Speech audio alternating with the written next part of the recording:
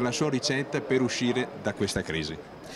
È molto difficile, ho detto prima nell'intervento che siamo in un momento in cui abbiamo leader mondiali senza leadership, quindi poteri visibili con pochi poteri reali, però in tutto questo credo che non bisogna arrendersi. Io penso che un sostanziale e forte dimagrimento della pubblica amministrazione e un recupero dell'evasione fiscale, un innalzamento dell'età pensionabile, una revisione del mercato del lavoro che premi il merito e non semplicemente l'anzianità deve andare a finanziare una robusta riduzione della tassazione sul lavoro. Questo è quello che crea soprattutto nei giovani la voglia di fare impresa, la voglia di lavorare, la voglia di costruire. Noi dobbiamo combattere una crescita piatta, quindi credo che l'obiettivo sia quello di alleggerire le tasse sul lavoro. Siccome le tasse non si possono abbassare in questo sistema se prima non si è ridotta la spesa, credo che dobbiamo mettere mano a questo. Questo è il futuro che abbiamo di fronte. Questa manovra tranquillizza i mercati ma non risolve il nodo cruciale del problema paese.